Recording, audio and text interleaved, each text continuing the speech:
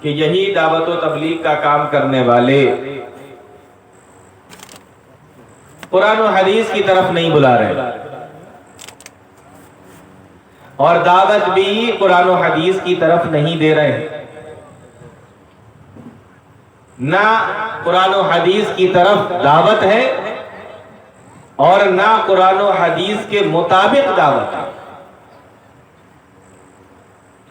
آپ کو لگے گا سوشل میڈیا پر دیکھیں، یوٹیوب پر دیکھیں، ایسے ویڈیو آتے رہتے ہیں، ایسے لوگوں کی تقریریں آتی رہتی ہیں، بڑی بڑی چھوٹی چھوٹی ان کی ویڈیوز آتی رہتی ہیں، آپ کو لگے گا یہ قرآن و حدیث کی بات کر رہے ہیں، لیکن حقیقت یہ ہے کہ وہ قرآن و حدیث کی بات نہیں کر رہے ہوتے، بلکہ قرآن و حدیث کی شکل میں اپنی طرف دعوت دے رہے ہوتے، کبھی اپنے بڑوں کی طرف بلا رہے ہوتے، کبھی کسی گروپ کی طرف، کبھی کسی جماعت کی طرف، کبھی کسی شہر کی طرف، کبھی کسی مسکن کی طرف، کبھی کسی منزل کی طرف بلا رہے ہوتے۔ تو دعوت تو آپ کو لگے گی کہ یہ دعوت و تبلیغ ہے، لیکن یا تو قرآن و حدیث کی طرف نہیں ہوگی یا قرآن و حدیث کے مطابق نہیں ہوگی۔ آج دعوت و تبلیغ کا یہ حال ہو گیا۔ ایسے دور کے اندر آپ سمجھ سکتے ہیں کہ قرآن و حدیث کی باتیں بتانا، لوگوں کو قرآن و حدیث کی طرف لانا اور لوگوں کو قرآن و حدیث سے قریب کرنا کتنا ضروری ہو گیا۔ قرآن کریم کے اندر ایک آیت کریمہ ہے جس کو میں نے خطبے کے بعد میں پڑھا بھی تھا۔ اس آیت کے ذریعے سے آپ اندازہ کریں کہ دعوت و تبلیغ کتنا اہم کام ہے اور اس کی کتنی ضرورت ہے۔ اللہ تعالیٰ قرآن کریم کے اندر بیان فرماتا ہے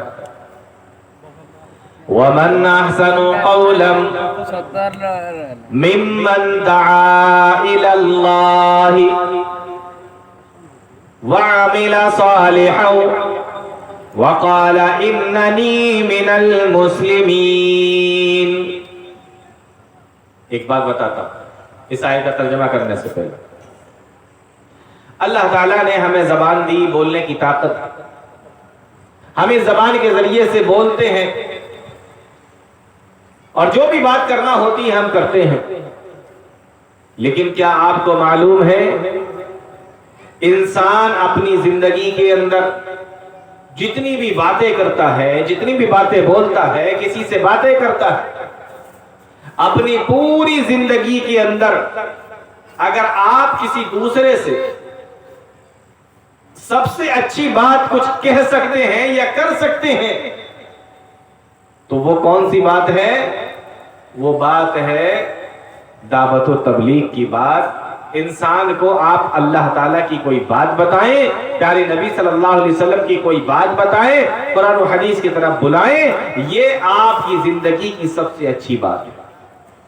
انسان جتنا چاہے بولے، لیکن سب سے اچھی بات اگر وہ بول سکتا ہے تو کون سی بات ہے؟ قرآن و حدیث کی بات۔ یہ میرا دعویٰ نہیں، میرا دعویٰ نہیں، اس کو قرآن نے بیان کیا کہ انسان کے منہ سے نکلنے والی سب سے اچھی بات قرآن و حدیث کو بتانا اور دعوت و تبلیغ کرنا، امر بالمعروف اور نہی عن المنکر، اس چیز کی طرف بلانا اور بتانا، یہ سب سے اچھی بات ہے۔ کیسے؟ اللہ کا قرآن کہتا ہے وَمَنْ أَحْسَنُ قَوْلًا مِّمَّنْ دَعَا إِلَى اللَّهِ۔ اس شخص سے بہتر بات کس کی ہو سکتی ہے؟ اس انسان سے بہتر بات کس کی ہو سکتی ہے؟ اس شخص سے بڑھیا اور اس شخص سے بہتر بات کس کی ہو سکتی ہے؟ وَمَنْ أَحْسَنُ قَوْلًا مِّمَّنْ دَعَا إِلَى اللَّهِ، جو لوگوں کو اللہ کی طرف بلائے۔ مطلب یہ ہے کہ انسان جو بھی، جتنا بھی اور جہاں بھی اور جیسا بھی بولے، لیکن ان میں سب سے اچھی بات کرنے والا کون ہے؟ فرمایا جو اللہ کی طرف بلانے والا ہو، قرآن و حدیث کی طرف بلانے والا ہو، اس کی بات سب سے بہتر ہے۔ یہ آیت کریمہ جہاں پر ہے، اس سے پہلے اللہ تعالیٰ نے ایک اور گروہ کا ذکر کیا۔ یہاں کس کا ذکر کیا؟ دعوت و تبلیغ کرنے والوں کا، قرآن و حدیث کی طرف بلانے والوں کا، بھلائیوں کا حکم دینے والوں اور برائیوں سے منع کرنے والوں کا ذکر کیا، اور کہا کہ یہ سب سے بہتر بات کس کی ہے؟ جو دعوت اللہ کی طرف بلاتا ہو، جو دعوت اللہ کرتا ہو۔ اس سے پہلے اللہ تعالیٰ نے ایک گروہ کا اور ذکر کیا۔ حفاظ جانتے ہیں اللہ تعالیٰ نے اس میں بیان فرمایا، ان الذين قالوا ربنا الله ثم استقاموا تتنزل عليهم الملائكة، بے شک جن لوگوں نے کہا کہ ہمارا رب اللہ ہے، پھر اسی پر جم گئے، یعنی اسی پر عمل کرتے رہے، ثم استقاموا تتنزل عليهم الملائكة الا تخافوا ولا تحزنوا وابشروا بالجنة التي كنتم توعدون۔ اللہ کا قرآن کہتا ہے کہ ایسے لوگ جنہوں نے کہا کہ ہمارا رب اللہ ہے، پھر اس پر جم گئے، اسی پر قائم رہے، اللہ کے فرشتے ان کے اوپر نازل ہوتے ہیں اور آ کر ان سے کہتے ہیں ڈرو نہیں، غم نہ کرو، اللہ تخافوا ولا تحزنوا، غم نہ کرو، پریشان نہ ہو، ڈرو نہیں، غم نہ کرو، کیوں نہ کرو، ابشروا بالجنت التي كنتم توعدون، ہم تمہارے پاس میں جنت کی خوشخبری لے کر آئے ہیں، نحن اولیاؤکم فی الحیات الدنیا وفی الآخرہ، ہم دنیاوی زندگی میں بھی تمہارے دوست ہیں اور آخرت میں بھی تمہارے دوست ہوں گے، وَلَكُمْ فِيهَا مَا تَشْتَهِي أَنفُسُكُمْ، اور تمہیں اللہ تعالیٰ کے پاس میں وہ سب کچھ ملے گا جو تمہاری خواہش ہوگی، جو تمہارا دل کرے گا، وَلَكُمْ فِيهَا مَا تَدَّعُونَ نُزُلًا مِّن غَفُورٍ رَحِيمٍ، یہ اللہ تعالیٰ کی طرف سے تمہارے لیے مہمان نوازی ہے۔ کس گروہ کا ذکر ہو رہا ہے؟ جنہوں نے کہا کہ ہمارا رب اللہ ہے اور اس پر جم گئے، یعنی اس پر قائم رہے، ساری زندگی اس پر عمل کرتے رہے۔ کتنی خوشخبریاں سنائیں اللہ تعالیٰ نے ان آیتوں کے اندر کہ فرشتوں کا نزول ہوتا ہے، جنت کی خوشخبری ہے، فرشتے ان کی دنیا میں بھی دوست ہیں، آخرت میں بھی ان کے دوست ہوں گے، اللہ کی طرف سے مہمان نوازی ہے اور جو کچھ وہ چاہیں گے ان کو ملے گا۔ اس گروہ کا ذکر کیا۔ اس گروہ کو ذکر کرنے کے بعد ایک اور گروہ کا ذکر کیا، فرمایا وَمَنْ أَحْسَنُ قَوْلًا مِّمَّنْ دَعَا إِلَى اللَّهِ وَعَمِلَ صَالِحًا وَقَالَ إِنَّنِي مِنَ الْمُسْلِمِينَ۔ ایک گروہ کا ذکر کر دیا اور اس کے فوراً بعد اللہ تعالیٰ نے ایک دوسرے گروہ کا ذکر کیا اور فرمایا کہ اے لوگوں، سب سے بہترین بات اگر کسی کی ہو سکتی ہے جو اللہ کی طرف بلائے، اللہ کے قرآن کی طرف بلائے، پیارے نبی صلی اللہ علیہ وسلم کی حدیثوں کی طرف بلائے، قرآن و حدیث کی طرف بلائے، جو اللہ کی طرف لوگوں کو بلائے، اللہ کی طرف دعوت دے، اس کی بات سب سے بہتر ہے۔ غور کرنے کی بات ہے، ایک گروہ کا ذکر پہلے ہے اور ایک گروہ کا ذکر اب کیا جا رہا ہے کہ جو دعوت اللہ کا کام کرتا ہے، امر بالمعروف اور نہی عن المنکر کا کام کرتا ہے، وہاں پر اللہ تعالیٰ نے کہا کہ ایک گروہ وہ ہے جو یہ کہتا ہے کہ ہمارا رب اللہ ہے، پھر اس پر جمع ہوا ہے، اور ایک گروہ یہ ہے جو ایمان لایا اور ایمان لانے کے بعد اس پہ جمع رہا اور اس کے ساتھ ساتھ لوگوں کو بھی دین کی طرف بلایا، یہ ایک اور گروہ ہے۔ اللہ تعالیٰ نے اس گروہ کے بارے میں فرمایا کہ اس گروہ کی بات سب سے اچھی بات ہے۔ گروہ وہ بھی اچھا ہے لیکن اس گروہ سے بھی زیادہ بہتر گروہ کون سا ہے؟ یہ ہے جس کے اندر اللہ تعالیٰ نے بتایا کہ یہ امر بالمعروف اور نہی عن المنکر کا بھی کام کرتے ہیں، لوگوں کو بھلائیوں کی طرف بلاتے ہیں اور برائیوں سے منع کرتے ہیں۔ ایسا کیوں؟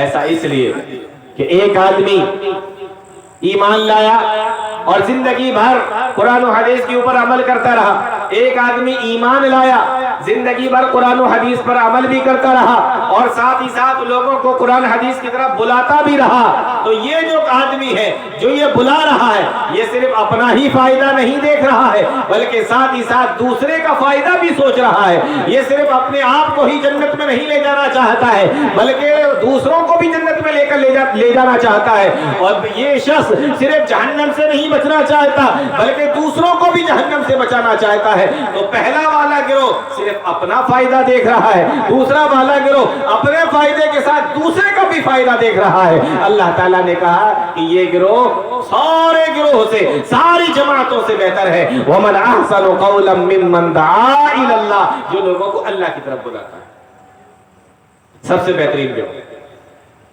دین پر عمل کرنا اچھا کام ہے، دین پر جم جانا اچھا کام ہے، لیکن ایمان لانا، پھر دین پر عمل کرنا، پھر دین کی طرف بلانا اس سے بھی اچھا کام ہے۔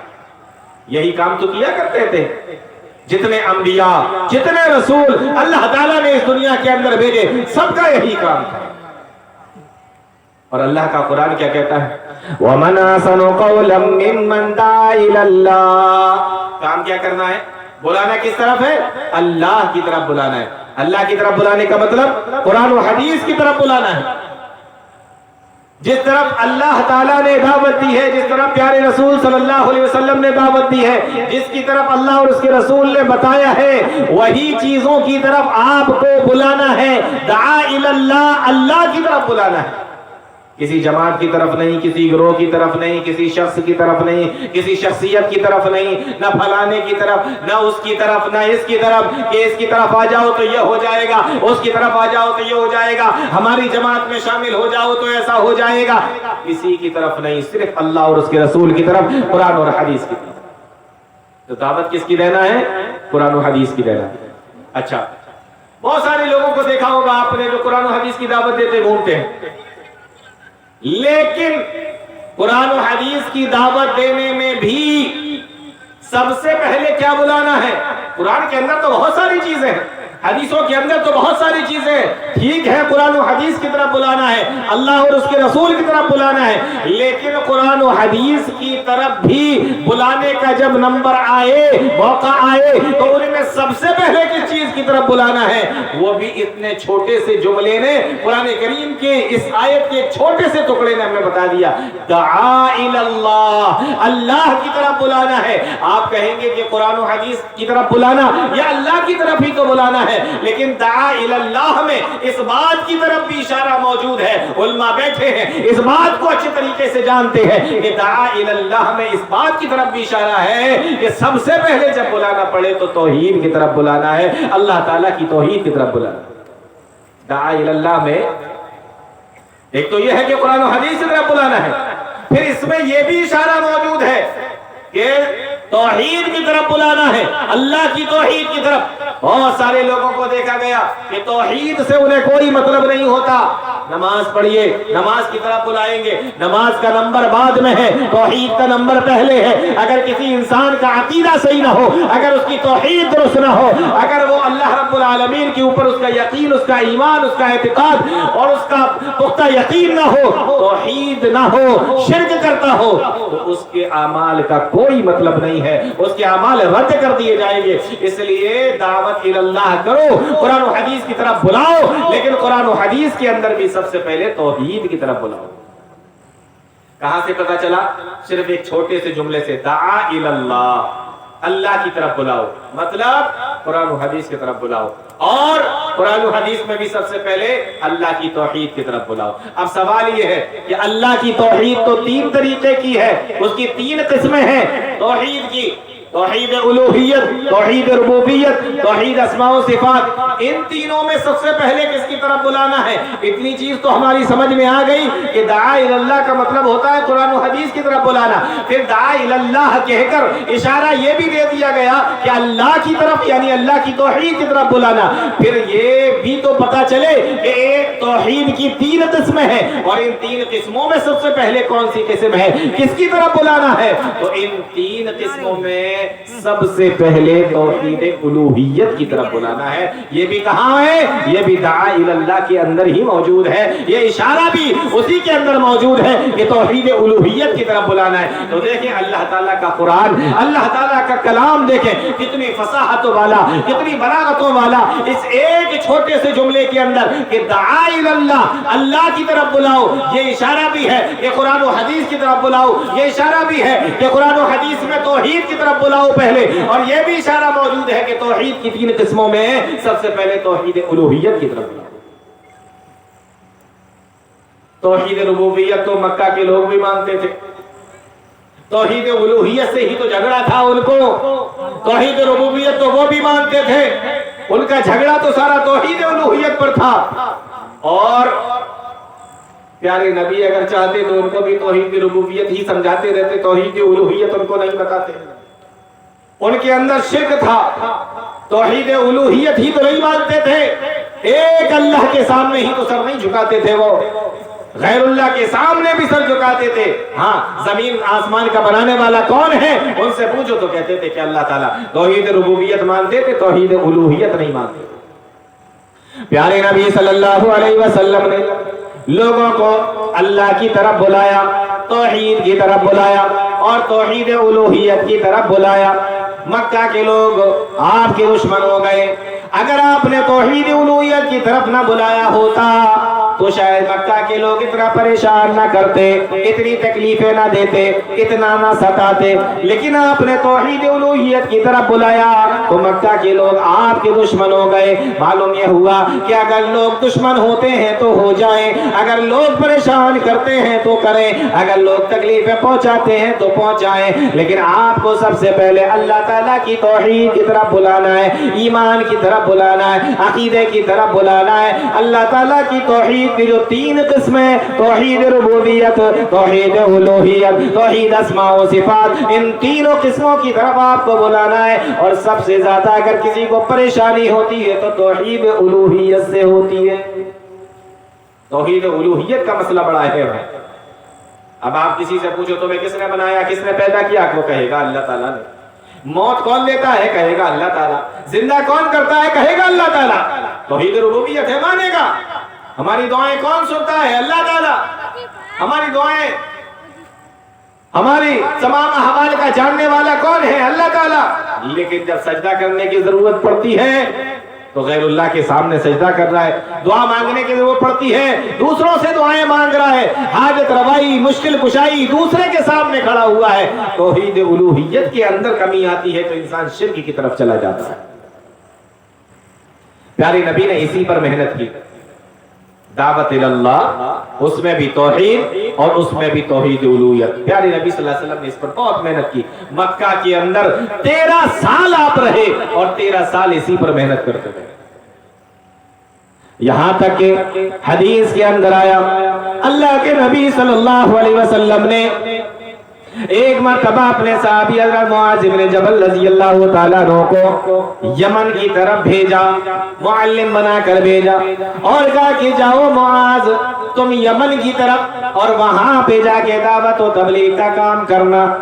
اور آپ نے فرمایا اے معاذ جب تم ان کے پاس میں پہنچنا تو سب سے پہلے ان کو جس چیز کی طرف دعوت دینا، جس چیز کی طرف بلانا، جس چیز کی طرف سب سے پہلے ان کو دعوت دینا، ادعوہم شہادت اللہ الہ الا اللہ وانی رسول اللہ. اس بات کی طرف دعوت دینا کہ اللہ کے علاوہ کوئی معبود برحق نہیں ہے اور میں یعنی محمد رسول اللہ صلی اللہ علیہ وسلم اللہ کے رسول ہے.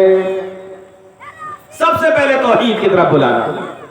اگر وہ تمہاری بات کو مان لیتے اس کے بعد میں ان کو بتانا ان اللہ قد افترض علیہم 5 صلوات فی کل یوم و لیلہ، کہ اللہ تعالیٰ نے ان کے اوپر 5 نمازوں کو فرض کیا ہے. فَإِنْ مَتَعُوا لِذَلِكَ، اگر وہ تمہاری اس بات کو بھی مان لیں تو پھر ان کو بتانا کہ اللہ تعالیٰ نے سال میں 1 مرتبہ تمہارے اوپر زکوٰۃ کو فرض کیا ہے اور تمہارے غریبوں سے لے کر، تمہارے امیروں سے لے کر تمہارے غریبوں میں اس کو بانٹ دیا جائے گا، تمہارے مالداروں سے لے کر فقیروں میں اس کو تقسیم کر دیا جائے گا۔ اس حدیث کے اندر بھی دیکھیں اللہ کے نبی صلی اللہ علیہ وسلم نے جب حضرت معاذ بن جبل رضی اللہ تعالیٰ عنہ کو یمن کی طرف روانہ فرمایا تو آپ نے ان سے فرمایا کہ معاذ سب سے پہلے جا کے تم ان کو بتانا کہ اللہ کے علاوہ کوئی معبود برحق نہیں ہے، اور یہ بھی بتانا کہ محمد رسول اللہ صلی اللہ علیہ وسلم اللہ کے رسول ہے۔ اس کے بعد ان کو نماز کے بارے میں بتانا،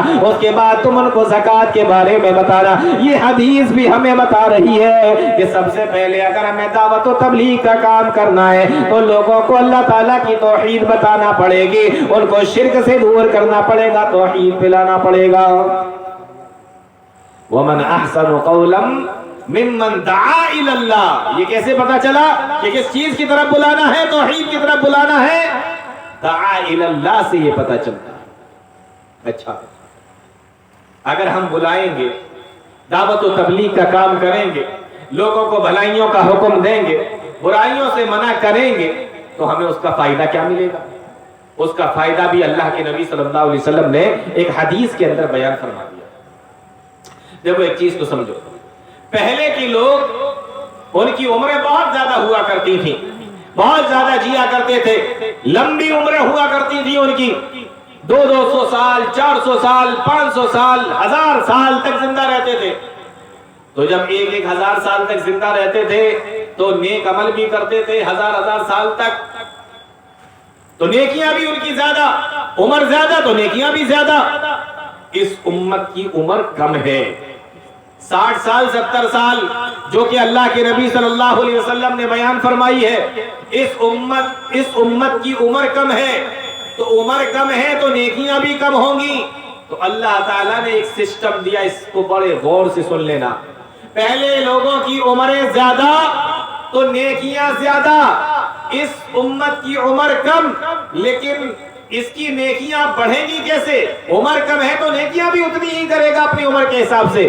تو امت کی نیکیوں کو بڑھانے کے لیے اللہ تعالیٰ نے ایک سسٹم دیا۔ وہ سسٹم کیا ہے؟ سنو، حدیث کے اندر آیا، پیارے نبی فرماتے ہیں من دعا الى هدى كان له من الاجر مثل اجور من تبعه لا ينقص ذلك من اجورهم شيئا۔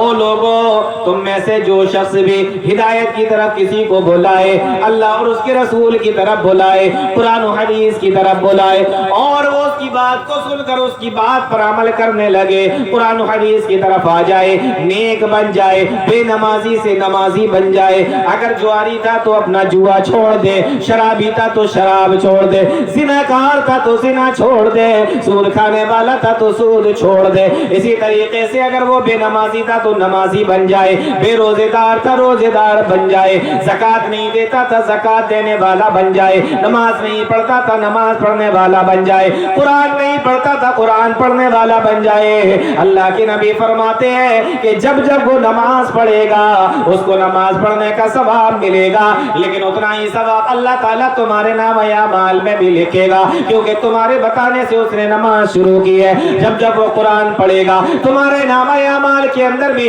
وہ جتنا پڑھے گا اس کو اس کا ثواب ملے گا، لیکن اتنی ہی نیکیاں اللہ تعالیٰ تمہارے نام اعمال کے اندر بھی لکھے گا، کیونکہ تمہارے کہنے سے اس نے قرآن پڑھا ہے، تمہارے پڑھانے سے اس نے پڑھا ہے، تمہارے سمجھانے سے اس نے پڑھا ہے، تو تمہارے نام اعمال کے اندر بھی نیکیاں لکھی جائیں گی۔ اسی طریقے سے اگر آپ نے اپنی زندگی میں کسی کو کوئی دعا یاد کرا دی، کسی کو کوئی سورت یاد کرا دی، اب اگر وہ جتنی بار اس دعا کو پڑھتا ہے، جتنی بار اس سورت کو پڑھتا ہے، جتنی بار وہ نیک عمل کرتا ہے، اس کو وہ ثواب ملے گا، اس کو وہ نیکیاں ملیں گی، اور اتنی ہی نیکیاں آپ کے نام اعمال میں بھی لکھی جا رہی ہیں۔ اب ذرا غور کرو، اگر آپ نے اپنی زندگی کے اندر کسی ایک کو نمازی بنایا تو آپ نے اپنی 5 وقت کی نماز پڑھی اور اس نے اپنے 5 وقت کی نماز پڑھی، اس کے نام اعمال میں 5 نمازوں کا ثواب لکھ دیا گیا، اور تمہارے نام اعمال کے اندر تمہاری 5 نمازوں کا ثواب لکھ دیا گیا، لیکن تمہارے سمجھانے سے اس نے نماز شروع کی ہے تو 5 نمازوں کا ثواب ایکسٹرا تمہارے نام اعمال میں اور لکھا جا رہا ہے۔ اب اسی طریقے سے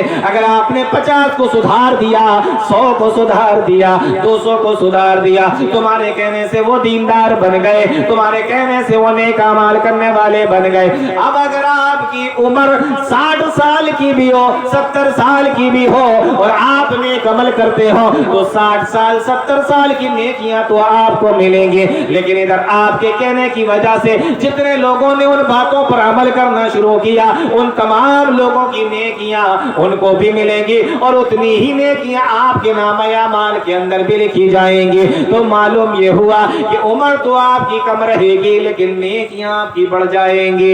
इस तरीके से पहले के लोग उनकी उम्र भी ज्यादा होती थी, नेकियां भी ज्यादा होती थी, लेकिन उस उम्मत के लोगों की उम्र कम है, लेकिन अगर नेकियां बढ़ाना है तो अल्लाह ताला ने ये सिस्टम दे दिया, मन दा इला हुदन कान लहू मिनल अज्रि मिस्लु उजूरि मन तबिअहु ला यनकुसु ज़ालिका मिन उजूरिहिम शैआ। ओ लोगों, उसको भी उतना ही अमल, उतना ही सवाब, उतनी ही नेकियां मिलेंगी और उसके नामे अमाल से कुछ कम नहीं किया जाएगा, लेकिन उतनी ही नेकियां तुम्हारे नामे अमाल के अंदर भी लिखी जाएगी, क्योंकि तुम्हारी वजह से वो नमाजी बना, तुम्हारी वजह से वो कुरान पढ़ने वाला बना, तुम्हारी वजह से वो दीनदार बना, तुम्हारी वजह से वो कुरान हदीस की तरफ आया, तुम्हारी वजह से उसने अल्लाह की तौहीद को पहचाना, तुम्हारी वजह से उसने शिर्क को छोड़ा। ये अल्लाह ताला ने सिस्टम दे दिया। बात समझ में आ रही है कुछ? ये सिस्टम दे दिया अल्लाह ताला ने। तुम्हारी उम्र कम है, सवाब ज्यादा करना है तो दूसरे को सुधारो, सवाब ज्यादा करना है दूसरों को दीन की तरफ बुलाओ, वो जितना अमल करेंगे उतना तुमको भी मिलता चला जाएगा। इसलिए उलमा ने एक बात लिखी और बड़ी प्यारी बात लिखी। उलमा ने लिखा है कि अगर पूरी उम्मत की नेकियां एक तरफ रख दी जाए, पूरी उम्मत प्यारे नबी सल्लल्लाहु अलैहि वसल्लम के जमाने से लेकर कयामत तक जितने भी लोग इस दुनिया के अंदर आए उन सारे लोगों की, सारी उम्मत की नेकियां एक तरफ रख दी जाए और प्यारे नबी सल्लल्लाहु अलैहि वसल्लम की नेकियां, सिर्फ प्यारे नबी सल्लल्लाहु अलैहि वसल्लम की नेकियां एक तरफ रख दी जाए, तब भी प्यारे नबी की नेकियां भारी होंगी, ज्यादा होंगी। है ना ताज्जुब की बात? एक तरफ पूरी उम्मत है, पूरी उम्मत की नेकियां हैं और एक तरफ प्यारे नबी सल्लल्लाहु अलैहि वसल्लम है और उनकी नेकियां हैं, लेकिन जब नेकियां दोनों को रख दी जाए तो प्यारे नबी सल्लल्लाहु अलैहि वसल्लम की नेकियां भारी निकलेंगी। क्यों? इसलिए कि पूरी उम्मत नेकी कर क्यों रही है? प्यारे नबी सल्लल्लाहु अलैहि वसल्लम के, बोलो, प्यारे नबी सल्लल्लाहु अलैहि वसल्लम के बताने की वजह से, प्यारे नबी के समझाने की वजह से तो उम्मत जितने भी नेक अमल करेगी उतनी नेकियां प्यारे नबी सल्लल्लाहु अलैहि वसल्लम के अकाउंट में लिखी जाएंगी। तो उम्मत कितना भी कर ले, अल्लाह के नबी सल्लल्लाहु अलैहि वसल्लम से उसकी नेकियां कम ही रह जाएंगी। इसलिए एक तरफ पूरी उम्मत और एक तरफ प्यारे नबी सल्लल्लाहु अलैहि वसल्लम, फिर भी प्यारे नबी की नेकियां ज्यादा है। क्यों? इसलिए कि प्यारे नबी की अपनी नेकियां हैं, फिर सारी उम्मत जितना काम कर रही है नेकी का उसके नामे अमाल में लिखा जा रहा है और उतना ही सवाब प्यारे नबी सल्लल्लाहु अलैहि वसल्लम के नामे अमाल में लिखा जा रहा है। इसलिए पूरी उम्मत मिलकर भी प्यारे नबी का मुकाबला नहीं कर सकती, नेकियां प्यारे नबी की ज्यादा है। ये इतना प्यारा काम, इतना प्यारा सिस्टम अल्लाह ताला ने दे दिया नेकी का काम। और एक तीसरी चीज इसमें ये और देखें कि आप दुनिया से चले जाएं, आप चले गए, इंसान गया, उसके अमाल का सिलसिला खत्म हो गया, लेकिन एक सिलसिला वो भी है जो खत्म नहीं होता, वो इल्म नाफे है, जिसके जरिए से इंसान का ये सिलसिला चलता रहता है। अब इंसान दुनिया से चला जाए लेकिन उसने कोई मदरसा या इसी तरीके से कोई पढ़ाई की, कोई किताब लिखी, किसी को पढ़ाया, किसी को समझाया, कोई दर्स दिया, जिसकी वजह से लोगों को हिदायत मिली, ये सिलसिला नेकियों का उसके जाने के बाद भी चलता रहता है। इसलिए अल्लाह के नबी सल्लल्लाहु अलैहि वसल्लम ने फरमाया, मन दआ इला हुदन कान लहू मिनल अज्रि मिस्लु उजूरिन, बराबर से सवाब मिलेगा, नेकी के अंदर कोई कमी नहीं की जाएगी, अल्लाह की सवाब की कोई कमी नहीं है। और इसी के मुकाबले एक और चीज प्यारे नबी सल्लल्लाहु अलैहि वसल्लम ने बयान फरमाई इसी हदीस के अंदर, वमन दा इला ज़लालतिन कान अलैहि मिनल इस्मि मिस्लु आसामी من تبعہ لا ينقص ذلك من آثامہم شیئا۔ پیارے نبی نے فرمایا اگر کسی نے کسی کو برائی کی طرف بلایا اور اس کی وجہ سے وہ انسان برائی کرنے لگا، وہ گناہ کرنے لگا، اللہ کے نبی فرماتے ہیں اس انسان کو گناہ کرنے پر جو سزا ملے گی، جو گناہ اس کے نام اعمال کے اندر لکھا جائے گا، اتنا ہی گناہ، اتنی ہی سزا اس کے نام اعمال میں بھی لکھی جائے گی جس کی وجہ سے اس نے گناہ شروع کیا، جس کی وجہ سے یہ گناہوں کے اندر پڑ گیا۔ مثال کے طور پر گاؤں میں شادی ہے، گاؤں کے اندر شادی ہے، گاؤں میں اس سے پہلے کبھی شادی میں کسی کی یہاں ڈی جے نہیں بجتا ہے۔ ایک دن گاؤں کے کسی چودھری کو، کسی امیر کو، کسی مالدار کو، کسی بڑے کو ایک بات سوجھی کہ بھائی میں تو بڑا امیر آدمی ہوں، میرے پاس تو بڑی دولت ہے، لاؤ ایک کام کرتے ہیں ڈی جے بجاتے ہیں، گانے بجاتے ہیں، ڈی جے بجاتے ہیں۔ وہ گاؤں کے اندر لایا، سب سے پہلی بار گاؤں کے اندر ڈی جے بج رہا ہے اس کی آ، اب دوسرا دیکھ رہا ہے کہہ رہا ارے یہ تو بڑا زبردست لے کے آیا ہے، اگلی بار میں بھی لے کے آؤں گا۔ ایک برا طریقہ جاری کر دیا، ایک بری چیز، ایک بری رسم جاری کر دی، ایک گناہ کا کام چالو کر دیا۔ پیارے نبی صلی اللہ علیہ وسلم فرماتے ہیں اس نے تو ایک دن بجایا تھا اپنے گھر کے اندر، ایک دن بجایا، جو گناہ ملنا تھا ملا، لیکن اس کو دیکھ کر یا اس سے پوچھ کر یا اس کے کہنے سے دوسرے لوگوں نے اس کام کو شروع کیا، تو جب جب اس جگہ پر وہ کام کیا جائے گا ان کے نام اعمال کے اندر تو گناہ لکھے جائیں گے، ساتھ ہی ساتھ اس کے نام اعمال کے اندر بھی گناہ لکھے جائیں گے، کیونکہ اس کی وجہ سے لوگوں نے وہ برا کام چالو کیا ہے۔ اس لیے اللہ کے نبی نے فرمایا من دعا الی ضلالۃ کان علیہ من الاسم، جس نے لوگوں کو برائی کی طرف بلایا، کوئی کسی کو شراب پینے کی طرف بلائے، جوا کھیلنے کی طرف بلائے، یا اسی طریقے سے کسی اور برائی کی طرف بلائے، کسی اور برائی کی طرف کھینچ کر لے جائے۔ فلم دیکھنے کے لیے بہت سارے لوگوں کو دیکھا گیا، نوجوانوں کو دیکھا گیا، اکیلے جاتے نہیں ہیں، دوسروں کو بھی لے کر جاتے ہیں، ساتھ میں کھینچ کر لے کر جاتے ہیں۔ میرے بھائیوں جتنا گناہ آپ کو ملے گا وہ فلم دیکھنے پر، اور جتنے لوگوں کو لے کر گئے ہو ان کو بھی اتنا ہی گناہ ملے گا، لیکن اتنا گناہ آپ کے نام اعمال کے اندر پھر سے لکھ دیا جائے گا، کیونکہ آپ کی وجہ سے انہوں نے یہ گناہ کیا ہے، یہ برائی آپ کی وجہ سے کی ہے۔ جس برائی کی طرف بھی بلاؤ گے، جس برائی کی طرف بھی ان کو کھینچو گے، برابر سے تمہیں اتنا ہی گناہ ملے گا۔ اس لیے میرے بھائیوں لوگوں کو نیکی کی طرف بلانے والے بنو، لوگوں کو قرآن و حدیث کی طرف بلانے والے بنو، لوگوں کو بھلائی کی طرف بلانے والے بنو، لوگوں کو برائی سے منع کرنے والے بنو، برائی کی طرف بلانے والے نہ بنو۔ یہ فائدہ ہے۔ عمر کم اور ثواب زیادہ چاہیے تو انسان کیا کرے؟ لوگوں کو اچھی باتیں بتائے، لوگوں کو قرآن و حدیث کی طرف بلائے، لوگوں کو دین کی طرف بلائے، اور لوگوں کو برائیوں سے منع کرے۔ یہ دعوت و تبلیغ کی ہے۔ وَمَنْ أَحْسَنُ قَوْلًا مِّمَّنْ دَعَا إِلَى اللَّهِ۔ اب دوسرا نمبر وَعَمِلَ صَالِحًا۔ تو آیت کے اندر تین چیزیں بیان کی گئی۔ پہلا کام لوگوں کو اللہ کی طرف بلاؤ، اللہ کی طرف مطلب قرآن و حدیث کی طرف۔ دوسرا کام وَعَمِلَ صَالِحًا، اس گروہ کا بھی تو ذکر کیا نا اللہ تعالیٰ نے، جنہوں نے کہا کہ ہمارا رب اللہ اس پر جمع رہے، تو وہاں پر دو کام تھے، یہاں تین کام ہیں۔ تو پہلا کام دعا الی اللہ، دوسرا کام وعمل صالحا، وعمل صالحا، اور خود بھی نیک عمل کرے، دوسروں کو بھی نیک عمل کی طرف بلائے۔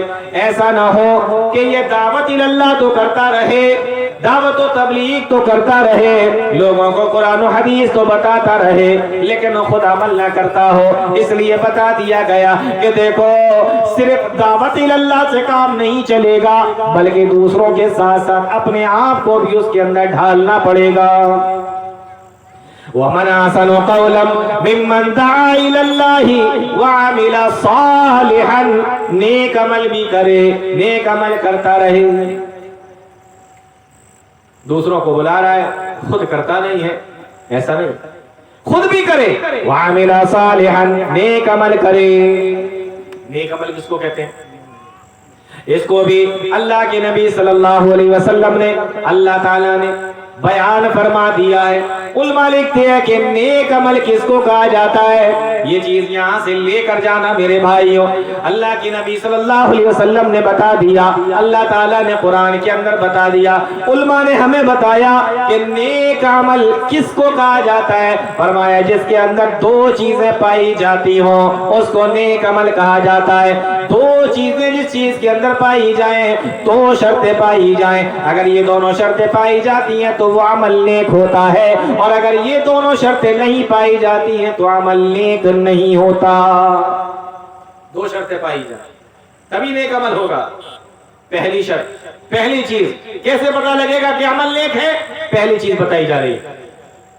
अल्लाह का कुरान कहता है, कुल हल नुनब्बिउकुम बिल अखसरीना आमाला, ऐ मेरे नबी आप लोगों को बता दीजिए, कुल आप कह दीजिए, हल नुनब्बिउकुम बिल अखसरीना आमाला, आओ मैं तुम्हें बताऊं कि अमाल के एतबार से सबसे ज्यादा नुकसान में रहने वाला कौन है, सबसे ज्यादा खसारे में रहने वाला कौन है, सबसे ज्यादा घाटे में रहने वाला कौन है अमाल के एतबार से।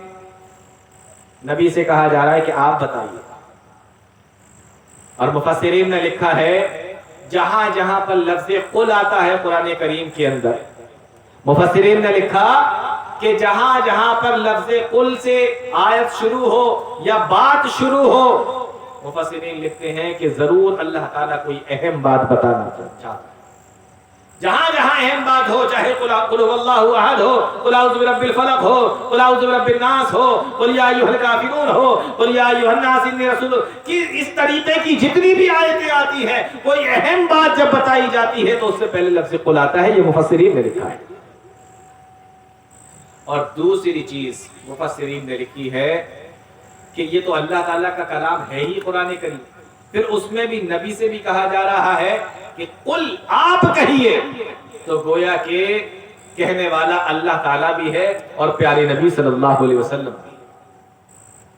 तो फरमाया, कुल हल नुनब्बिउकुम बिल अखसरीना आमाला, आओ मैं तुम्हें बताऊं कि अमाल के एतबार से सबसे खसारे में कौन है। अल्लज़ीना ज़ल्ला सायुहुम फिल हयातिद दुनिया, जिन लोगों ने दुनिया की जिंदगी के अंदर बड़ी मेहनत की है, जिन लोगों ने दुनिया की जिंदगी के अंदर बड़ी मेहनतें की हैं, बड़ी कद्दूकाशिशें की हैं, बहुत मेहनत की है, वहुम यासबूना अन्नहुम युहसिनूना सुना, और उनके सारे अमाल को बर्बाद कर दिया गया। ज़ल्ला सायुहुम फिल हयातिद दुनिया, उनके सारे अमाल को बर्बाद कर दिया गया। नेक काम तो किए, समझ तो रहे थे कि यही नेक काम है, समझ तो यही रहे थे कि नेकियां कर रहे हैं, लेकिन हकीकत यह है कि अल्लाह ताला की उनकी कोई वैल्यू नहीं थी। अल्लाह ताला ने उनकी तमाम नेकियों को रद्द कर दिया। मेहनत करते रहे लेकिन अल्लाह ताला की कोई नेकी कबूल नहीं हुई। क्यों कबूल नहीं हुई? अल्लाह के नबी सल्लल्लाहु अलैहि वसल्लम हदीस के अंदर बयान फरमाते हैं, मन अमिला अमलन लैसा अलैहि अमरुना फहुवा रद्दुन, क्योंकि वो काम वो किया करते थे जो कुरान के अंदर नहीं था, जो हदीस के अंदर नहीं था, जो प्यारे नबी ने नहीं बताया, जो अल्लाह ताला ने नहीं बताया, अपनी तरफ से निकाला और उसी को दीन समझते रहे, उसी में मेहनत करते रहे, उसी में कद्दूकाशिश में लगे रहे। अल्लाह ताला फरमाता है कि ऐसे अमाल को रद्द कर दिया जाएगा। और किस तरीके से रद्द किया जाएगा? फरमाया, आमिलतुन नासिबा, ये वो लोग होंगे जो दुनिया के अंदर मेहनत कर करके थक गए होंगे, लेकिन जब अल्लाह ताला के पास में जाएंगे, फरमाया तस्ला नारन हामिया, उनको जलती हुई आग के अंदर फेंक दिया जाएगा। क्यों फेंका जा रहा है? काम तो कर रहे हैं, मेहनत तो कर रहे हैं, नेकियां कमाने की कोशिश में तो लगे हैं, लेकिन क्यों फेंका जा रहा है? इसलिए कि उन्होंने जिस काम को नेक समझ कर किया था, सवाब समझ कर किया था, दीन समझ कर किया था, वो कुरान और हदीस के मुताबिक ही नहीं था, वो कुरान और हदीस के अंदर ही नहीं था। तो नेक अमल ये नहीं है कि जिसको जो आपको अच्छा लग रहा है वो नेक अमल है। نیک عمل کیا ہے؟ نیک عمل وہ ہے جو اللہ نے بتایا اور پیارے نبی صلی اللہ علیہ وسلم نے بتایا، ورنہ یقین جانے آپ محنت کر کر کے تھک جائیں لیکن اللہ تعالیٰ کی وہ کام قبول ہونے والا نہیں ہے۔ تو پہلی چیز کیسے پتہ چلے گا عمل نیک ہے؟ اس پر اللہ اور اس کے رسول کی مہر ہو، اللہ اور اس کے رسول نے بتایا ہو، انسان کا اپنا بنایا ہوا نہ ہو، خود ساختہ نہ ہو۔ اور دوسری شرط کیسے پتہ لگے گا کہ یہ عمل نیک ہے؟ دوسری شرط علماء نے لکھی ہے کہ وہ کام خلوص کے ساتھ میں کیا گیا ہو، اخلاص کے ساتھ میں کیا گیا ہو، اللہ کی خاطر اللہ کی رضا کے لیے کیا گیا ہو، وہ کام نیک عمل کہلاتا ہے۔ مثال کے طور پر ایک آدمی ہے، کام بھی وہ کر رہا ہے جو قرآن و حدیث سے ثابت ہے، جیسے نماز ہے، نماز پڑھنے کے لیے جاتا ہے، 5 وقت کی نماز پڑھ رہا ہے، لیکن نماز کیوں پڑھ رہا ہے؟ وجہ کیا ہے؟ اللہ کو خوش نہیں کرنا چاہتا بلکہ وہ لوگوں کے دکھاوے کے لیے نماز پڑھ رہا ہے تاکہ لوگوں میں وہ دیندار کہلائے، لوگوں میں اس کی عزت بنے، لوگوں میں اس کی ویلو بنے، لوگوں میں کہا جائے کہ فلانے بڑے دیندار ہیں، فلانے بڑے نمازی ہیں۔ تو کام تو قرآن و حدیث کے مطابق والا ہے نماز پڑھنا، لیکن اس میں سے ایک شرط ختم ہو گئی، کون سی؟ اخلاص نہیں ہے، خلوص نہیں ہے، ریاکاری ہے، دکھاوا ہے، اس لیے اب یہ عمل بھی نیک عمل نہیں کہلائے، یہ نیک عمل نہیں۔ تو قرآن و حدیث کے مطابق ہے اور خلوص کے ساتھ بھی کیا جا رہا ہے تو نیک عمل ہے۔ اگر قرآن و حدیث کے مطابق ہو لیکن خلوص کے ساتھ میں نہ ہو تو بھی نیک عمل نہیں، اور خلوص کے ساتھ بھی کیا جا رہا ہے لیکن قرآن و حدیث کے مطابق نہیں ہے تب بھی نیک عمل نہیں ہے۔ دونوں شرطیں پائی جانا ضروری ہے، تبھی عامل صالحا کہلائے گا، نیک عمل کہلائے گا۔ ایک حدیث کے اندر آتا ہے کل قیامت کا دن ہوگا، اللہ تعالیٰ ایک آدمی کو بلائے گا اور یہ وہ آدمی ہوگا جس نے دنیا کے اندر نیک عمل تو کیے ہوں گے لیکن لوگوں کو دکھانے کے لیے کیے ہوں گے، لوگوں کو دکھانے کے لیے کیے ہوں گے، اور لوگوں کو دکھانے کے لیے اس نے نمازیں پڑھی ہوں گی، اللہ کے راستے میں صدقہ کیا ہوگا، خیرات دی ہوگی، زکات دی ہوگی، روزے رکھے ہوں گے، قرآن پڑھا ہوگا، لیکن کس لیے؟ لوگوں کو دکھانے کے لیے۔ اللہ کے نبی صلی اللہ علیہ وسلم فرماتے ہیں قیامت کے دن اللہ تعالیٰ ایسے آدمی کو بلائے گا اور کہے گا اے شخص جا ان لوگوں کے پاس میں جا کے تو اپنے اس کام کا ثواب لے لے، ان لوگوں کے پاس میں جا کر اس کام کا ثواب لے لے جن کو دکھانے کے لیے تو دنیا کے اندر یہ کام کیا کرتا تھا، آج میرے پاس میں تیرے اس کام کا کوئی ثواب نہیں ہے، کوئی اجر نہیں ہے، کوئی نیکیاں نہیں ہے۔ اس کام کو بھی انسان کے منہ پہ مار دیا جائے گا جو خلوص کے ساتھ میں نہ کیا جائے، اور اس کام کو بھی انسان کے منہ پہ مار دیا جائے گا جو قرآن و حدیث کے مطابق نہ ہو۔ تو دوسری چیز عمل صالحا، نیک عمل کرے۔ تیسری چیز وقال اننی من المسلمین، اور وہ کہے کہ میں مسلمان ہوں۔ مسلمان کہنے میں، مسلمان کہلانے میں اس کو کوئی عار محسوس نہیں ہونا چاہیے۔ آج بہت سارے لوگوں کو دیکھو اپنا دین چھپا کے رہنا چاہتے ہیں، اپنا دھرم چھپا کر رہنا چاہتے ہیں، لوگوں کو پتہ نہ چل جائے۔ کبھی کسی مجلس کے اندر بیٹھے ہوئے ہیں، بہت سارے لوگ بیٹھے ہوئے ہیں، لیکن وہاں پر اگر کسی کے سامنے بات آ جائے کہ یہ فلاں صاحب مسلمان ہے تو ڈرتے ہیں اندر ہی اندر سے کہ پتہ نہ چل جائے کہ میں مسلمان ہوں۔ دین اس بات کا نام نہیں ہے، اگر آپ مسلمان ہیں تو آپ ہیں۔ مفسرین نے لکھا ہے وقال اننی من المسلمین کا مطلب ہوتا ہے کہ آپ ساری زندگی اللہ کی فرما بردار بن کر رہیے، اور آپ کو اپنی ساری زندگی میں ایک لمحے کے لیے کبھی بھی اپنے اوپر اس بات پر شرمندگی کبھی نہیں ہونا چاہیے کہ آپ مسلمان ہیں۔ آپ کو کبھی عار محسوس نہیں ہونا چاہیے کہ آپ مسلمان ہیں۔ آپ مسلمان ہیں، اللہ کے فرما بردار بن کر رہیں، آپ کو اپنی پہچان چھپانے کی کوئی ضرورت نہیں ہے اور اس پر عار محسوس کرنے کی کوئی ضرورت نہیں۔ ایک حدیث ہے پیارے نبی صلی اللہ علیہ وسلم کی، صحیح بخاری کے اندر آتی ہے، پیارے نبی ارشاد فرماتے ہیں ذاق طعم الایمان، ایسا آدمی ایمان کا مزہ چکھ لیتا ہے، ایسا آدمی ایمان کا ذائقہ چکھ لیتا ہے۔ ہم لوگ بھی جاتے ہیں نا دکان پر کوئی سامان خریدنے کے لیے، اچھا ہے برا ہے تھوڑا سا کھا کر بھی دیکھ لیتے ہیں کہ لاؤ بھائی ذرا دکھاؤ ذرا چکھاؤ، چکھتے ہیں تو پتہ لگاتے ہیں اچھا ہے برا ہے، سمجھ میں آ جاتا ہے کیسا ہے۔ کتنی عجیب بات ہے، پیارے نبی صلی اللہ علیہ وسلم نے یہاں ایمان کے تعلق سے بھی وہی الفاظ استعمال کیے ہیں۔ گویا کہ ایمان کا بھی ایک ذائقہ ہوتا ہے۔ جیسے آپ نے کوئی میٹھی چیز کھائی آپ کو اچھی لگی، جیسے آپ نے کوئی نمکین چیز کھائی تو آپ کو اچھی لگی، تو آپ کو اس کا ٹیسٹ یاد ہو گیا، پھر زندگی بھر آپ کو یاد رہتا ہے کہ فلاں کی دکان پر فلاں چیز بڑی اچھی ملتی ہے، آپ کے یہاں مہمان آتے ہیں آپ لا کر ان کو کھلاتے ہیں، آپ کا جب من کرتا ہے تو آپ بھی جا کر کھاتے ہیں۔ تو جس طریقے سے ہر چیز کا ایک ٹیسٹ ہوتا ہے، کسی کا ٹیسٹ اچھا ہوتا ہے کسی کا ٹیسٹ برا ہوتا ہے، اسی طریقے سے ایمان کا بھی ایک ذائقہ ہے، ایمان کا بھی ایک ٹیسٹ ہے۔ یہ جب زبان پر لگتا ہے اور دل میں جا کے اثر کرتا ہے، اسی کو ایمان کا ذائقہ اور اسی کو ایمان کا ٹیسٹ کہتے ہیں۔ اور یہ کیسے پتہ لگے گا کہ یہ آپ کے دل میں بیٹھ گیا، یہ آپ کی زبان پہ آپ کو اچھا لگ گیا؟ یہ کیسے پتہ لگے گا؟ صرف زبان سے دعویٰ کرنے سے نہیں، پیارے نبی صلی اللہ علیہ وسلم نے اس حدیث کے اندر بتایا، کیا فرمایا؟ فرمایا ایسے انسان نے ایمان کا ذائقہ چکھ لیا، ایسے شخص نے ایمان کا ذائقہ چکھ لیا۔ کیسے شخص نے؟ فرمایا من رضی باللہ ربا وبالاسلام دینا وبمحمد رسولا، اس انسان نے دین کا ایمان کا ذائقہ چکھ لیا ہے، مزہ چکھ لیا ہے۔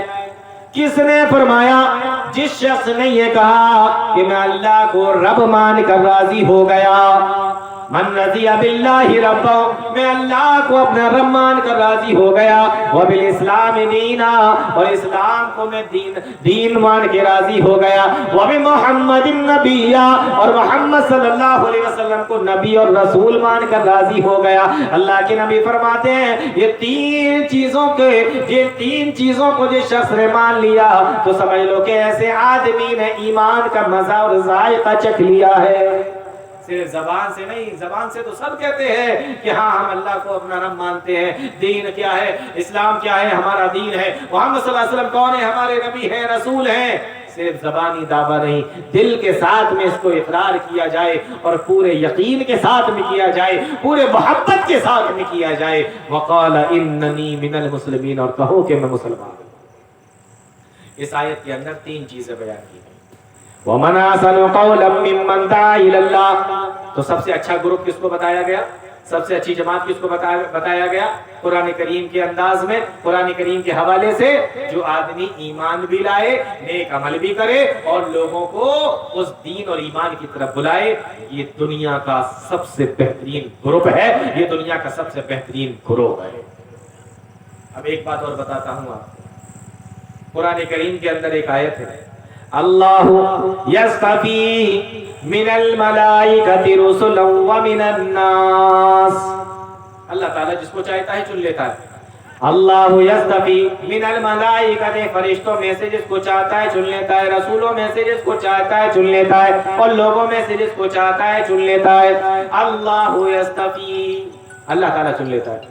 اب دیکھو فرشتوں کے اندر سب سے بڑا مقام و مرتبہ حضرت جبریل علیہ السلام کا، سب سے بڑا مقام و مرتبہ جبریل علیہ السلام کا، اور ان کا کام کیا ہے؟ اللہ کے کلام کو لے کر آنا اور اللہ کے نبیوں کو آ کے بتانا، اللہ کے رسولوں کو آ کے بتانا۔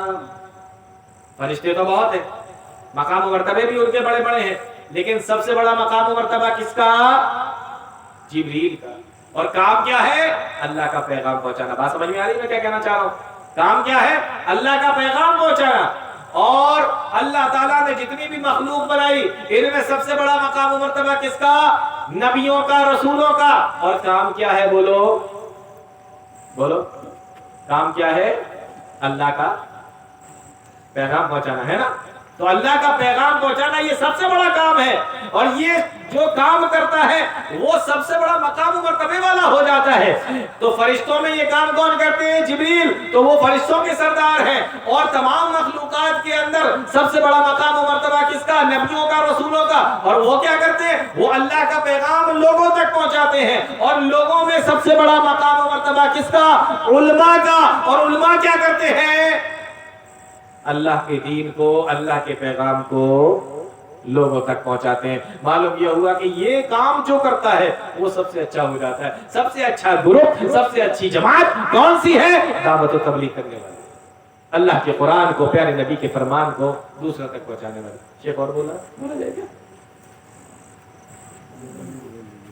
چلیے ایک چیز اور بتاتا ہوں دعوت و تبلیغ کی اہمیت کے حوالے سے.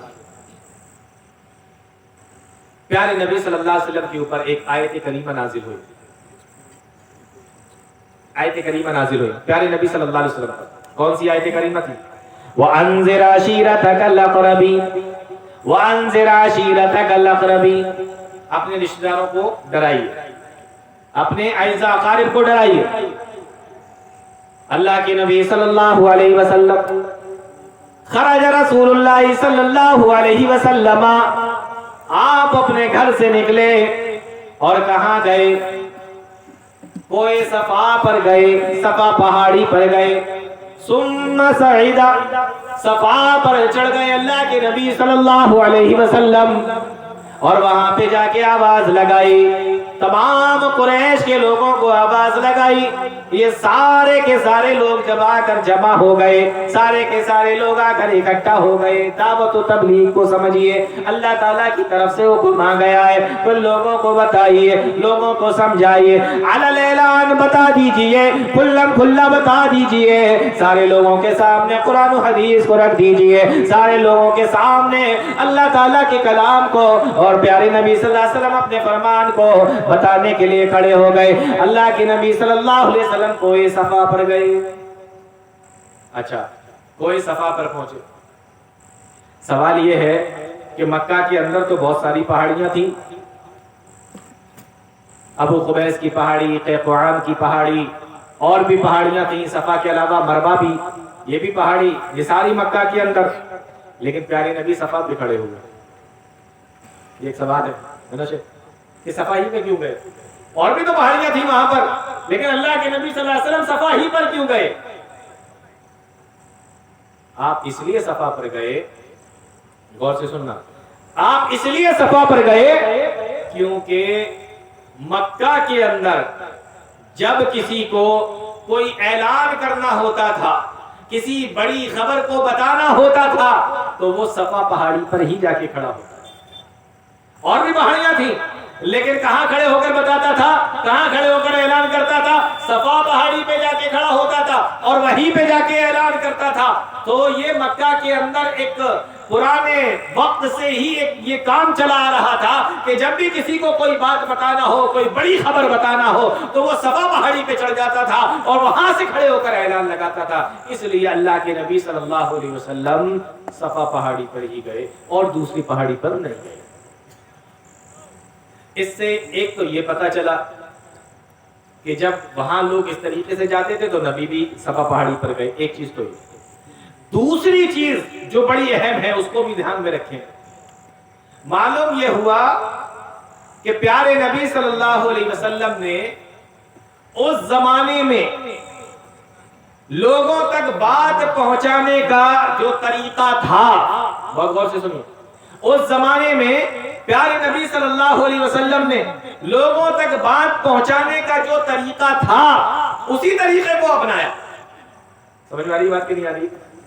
لوگ صفا پہ کھڑے ہوتے تھے، اعلان کرتے تھے، آپ بھی وہیں پہ پہنچے، وہیں پہ کھڑے ہوئے، وہیں سے اعلان کیا. تو معلوم یہ ہوا کہ نبی صلی اللہ علیہ وسلم نے اس زمانے میں لوگوں تک پہنچانے کا، آواز پہنچانے کا، بات پہنچانے کا جو طریقہ تھا وہ طریقہ استعمال کیا. اس سے علماء نے ایک بڑا پیارا مسئلہ لکھا ہے کہ جو انسان جس زمانے میں پیدا ہو اور وہ اللہ کا کلام اور پیغام سنانا چاہتا ہو تو اس زمانے میں اللہ کا کلام اور اللہ کا پیغام سنانے کے لیے جو طریقے استعمال ہوتے ہوں وہ بھی وہی طریقے استعمال کرے. اگر سوشل میڈیا چل رہا ہے تو سوشل میڈیا کے ذریعے سے بھی پہنچاؤ, اگر یہ مائک ہے تو اس مائک کے ذریعے سے بھی پہنچاؤ, ٹیلی ویژن کے ذریعے سے پہنچایا جا سکتا ہے تو اس کے ذریعے سے بھی پہنچاؤ, لکھ کر پہنچایا جا سکتا ہے تو لکھ کر پہنچاؤ, اور اگر بول کر پہنچایا جا سکتا ہے اللہ کا پیغام تو بول کر پہنچاؤ.